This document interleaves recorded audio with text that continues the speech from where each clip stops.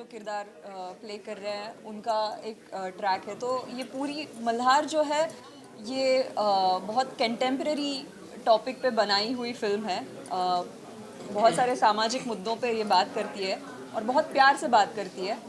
तो केसर एक बहुत ही एम्पावर्ड वुमेन कह सकते हैं उसे, जो एक गांव में रहती है मगर बहुत ही एम्पावर्ड है और बहुत ही एम्पावर्ड डिसीजन वो अपने लिए और अपने शादी के लिए वो लेती है।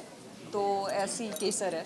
आपके किरदार की बात की जाए तो काफी बोल्ड किरदार है, जो आज की महिलाएं सोच नहीं सकती आपने उस तरह का किरदार निभाया, और लोगों का जो नजरिया है महिला के प्रति वो भी बदलता जा रहा है, लोग एक्सेप्ट कर रहे हैं। इस बारे में आपकी क्या राय है? जी, आई थिंक महिलाएं बहुत पहले से ही बोल्ड डिसीजंस लेती हैं। हम उन्हें बताते नहीं हैं उस तरह से। तो महिलाओं में वो ताकत भी है उतने बोल्ड डिसीजंस लेने की। और केसर बस एक उन महिलाओं को रिप्रेजेंट करती है, उनकी कहानी आप तक लेके आती है। बट मुझे लगता है कि मेरी दादी परदादी ये भी लोग जो थे वो बहुत ही बोल्ड रहे थे। केसर बस एक उनका रिप्रेजेंटेशन है। शरीफ जी, आप अपने किरदार के बारे में बताएंगे। आपने उम्दा एक से बढ़कर एक किरदार किए, हर किरदार में जान होती है। मैं तो आपको बचपन से कहीं ना कहीं स्टेज पे स्कूल के दिनों में देखते आ रहा हूँ मैं। ये जर्नी कैसे रही है आपकी? थैंक यू सो मच मेरे भाई, थैंक यू सो मच। मैं तो जर्नी तो काफ़ी उतार चढ़ाव, मतलब एक एसएल वर्ल्ड के रोलर कोस्टर राइड की तरह थी। जो जिसमें मैंने ज़्यादा उतार देखे थे पहले, अब जाके थोड़ा थोड़ा चढ़ान आ रही है। और भगवान करे कि वो सर पे हाथ ऐसी बना रहे ऊपर वाले का। तो I am very happy whatever projects I am doing right now and the kind of roles I am being offered. तो मैं बहुत खुश हूँ, और मैं बहुत खुश हूँ कि मैं मल्हार जैसी एक प्यारी सी खूबसूरत फिल्म का हिस्सा हूँ। भले बड़ा रोल नहीं है मेरा, लेकिन बहुत जितने भी सीन्स हैं बड़े मज़ेदार हैं, और मैं बहुत विशाल के साथ काम करके बहुत अच्छा लगा। अंजलि के साथ ये मेरी दूसरी फिल्म है, और अंजलि के साथ हमेशा मतलब काम करना मुझे बहुत अच्छा लगता है। आई होप कि हम और काम करें इंशाल्लाह। सर मेरे साथ भी कर लो थोड़ा सा और। नो।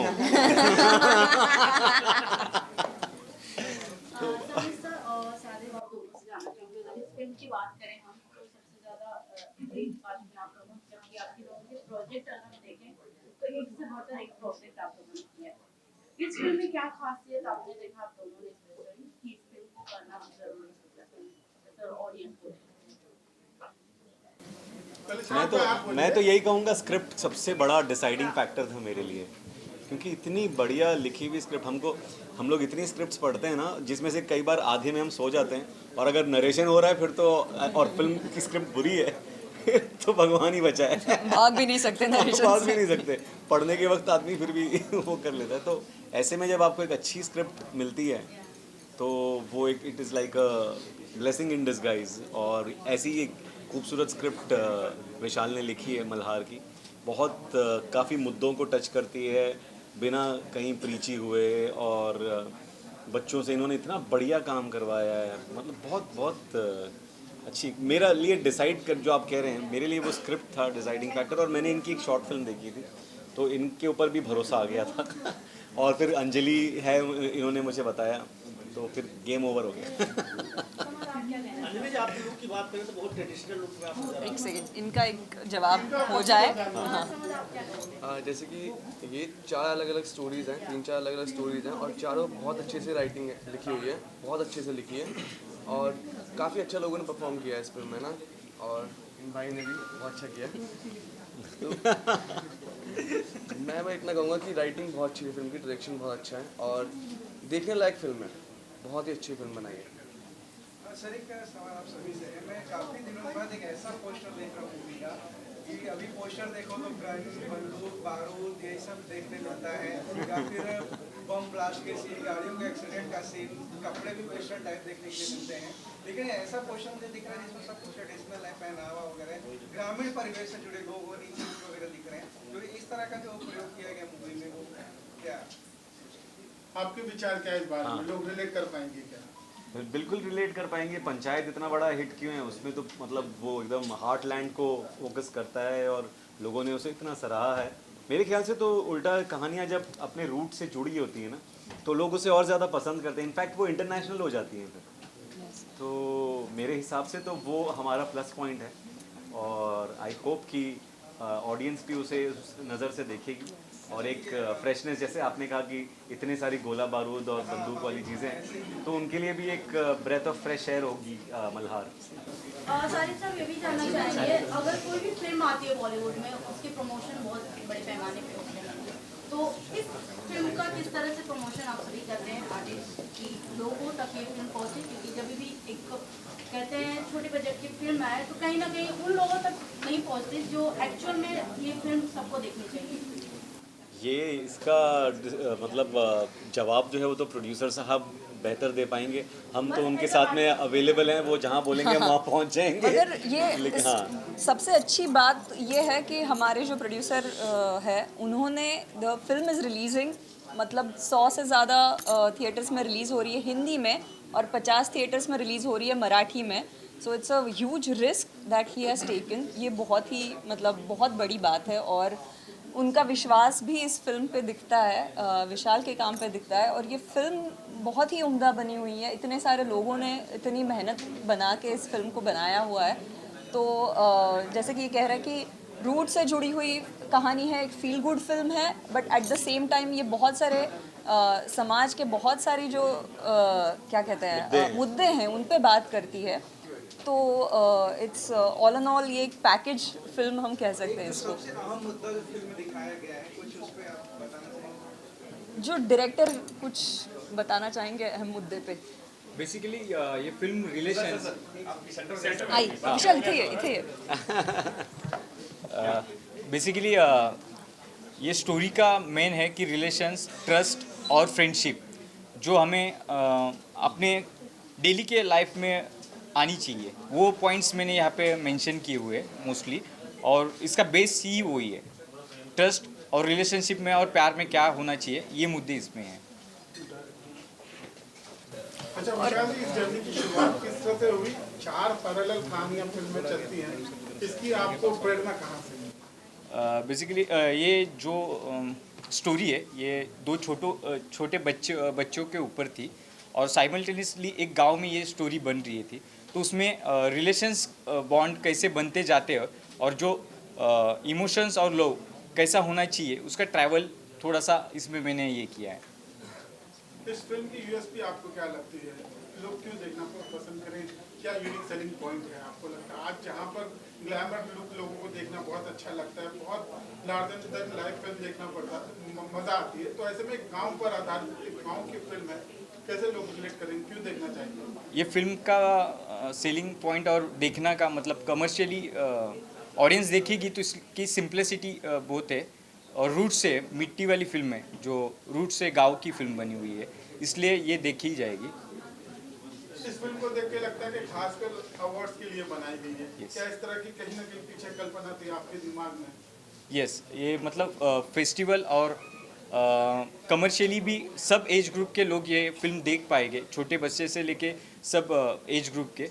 ये मेरा फर्स्ट पॉइंट था कि सब लोग ये फिल्म देख के एंगेज हुए। ये फिल्म में म्यूजिक को कितना स्कोप है आपको? मतलब पूरी फिल्म म्यूज़िक से भरी हुई है, मतलब एक अलग लेवल म्यूज़िक अचीव कर रहा है ये फिल्म के लिए।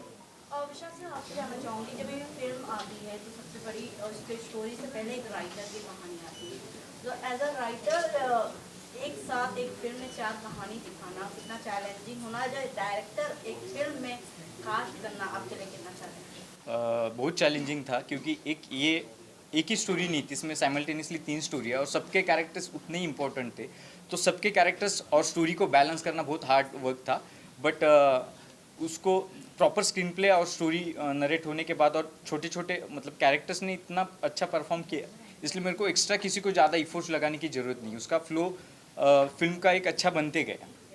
तो शूटिंग लोकेशन पर कहाँ कैसे दिखाएंगे? दोस्तों ज़्यादा देख रहे गाँव का ही दिख रहा है। ये भारत पाकिस्तान बॉर्डर है, जो कच्छ एरिया है, वाइट डेजर्ट है वहाँ का, ये जहाँ पे मतलब अभी तक टेक्नोलॉजी और इतना कमर्शियली नहीं हुआ है, तो वहाँ पे जितने इमोशंस सिटीज़ में मिलते नहीं उतने ज़्यादा इमोशंस वहाँ पे वो वाले गांव में है। शारिद जी, आप जब भी कभी आप तो स्क्रिप्ट पढ़ते हैं तो फिल्म को साइन करने से पहले किन बातों का ध्यान रखते हैं? किरदार कितना छोटा कितना बड़ा होना चाहिए, किस तरह के शेड्स होने चाहिए जिसको आप करना पसंद करते हैं?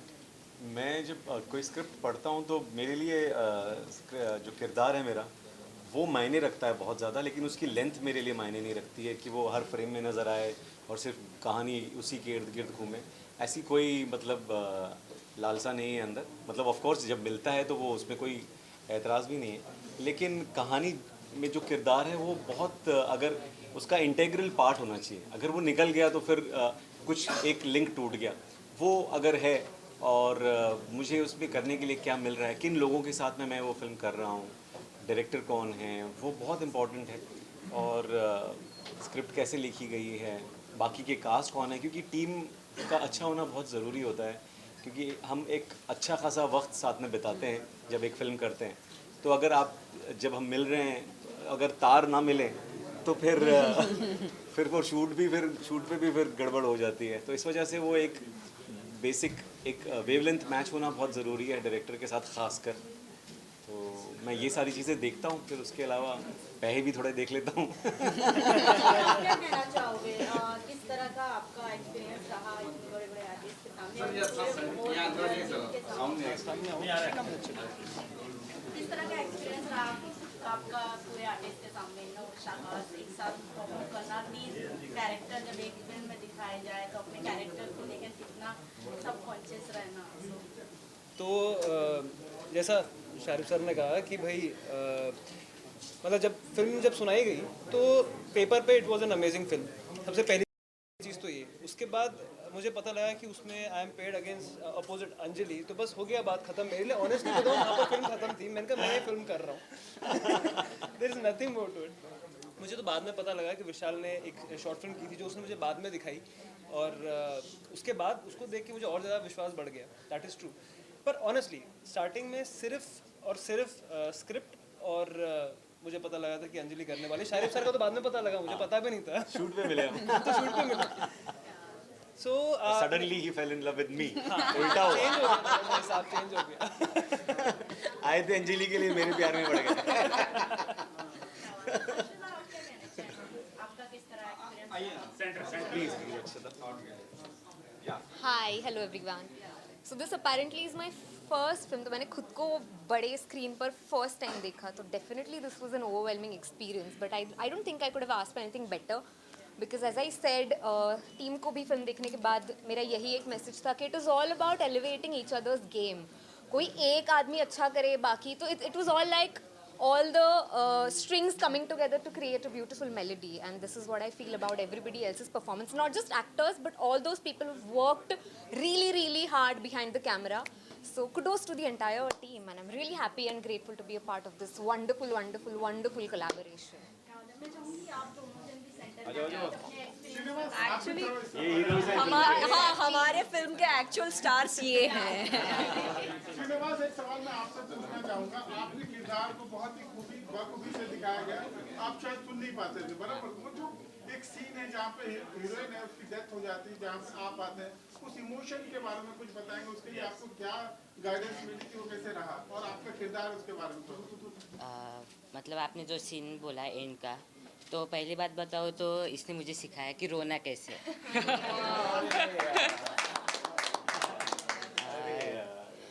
क्योंकि